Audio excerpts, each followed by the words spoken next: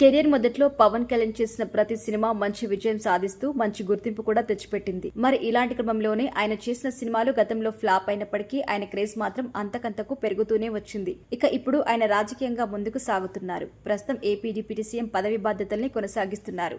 అయితే ఆయన అవకాశం దొరికిన ప్రతిసారి సినిమా చేయడానికి ఆసక్తి చూపిస్తూ ముందుకు సాగుతున్నారు. ఇప్పటికే హరిహర వీరమల్లు సినిమా షూటింగ్ మొత్తాన్ని కంప్లీట్ చేసిన ఆయన ఇప్పుడు ఓజీ సినిమా షూటింగ్ స్టార్ట్ చేస్తున్నట్టుగా తెలుస్తోంది. అయితే ఓజీ సినిమా ఇంతకు ముందు పవన్ కళ్యాణ్ చేసిన సినిమాల అన్నింటికంటే భిన్నంగా ఉంటుందని, ఆ సినిమాని ప్రతి ఒక్కరూ చూడాలని పవన్ కళ్యాణ్ గతంలో చాలా సార్లు చెప్పారు. మరి ఇలాంటి సందర్భంలోనే ఇక మీదట పవన్ కళ్యాణ్ సినిమాలు ఏవైనా కూడా ప్రేక్షకుల్లో విశేషమైన ఆదరణ సంపాదించుకుంటాయని చెప్పడంలో ఎంత మాత్రం అతిశయోక్తి లేదు. ఓజీ సినిమా విషయంలో సుజిత్ సైతం ఎక్కడా కాంప్రమైజ్ అవ్వకుండా తీస్తున్నారు. మరి సెప్టెంబర్ 25వ తేదీన ఈ సినిమా ప్రేక్షకుల ముందుకు రాబోతుంది. ఈ సినిమాలో ఒక చిన్న క్యామియో రోల్ లో రామ్ చరణ్ నటించబోతున్నాడు అనే వార్తలు వస్తున్నాయి. ఇక రీసెంట్ గా రామ్ చరణ్ కి సంబంధించి షూటింగ్ కూడా చేయడానికి సన్నాహాలు చేస్తున్నారట.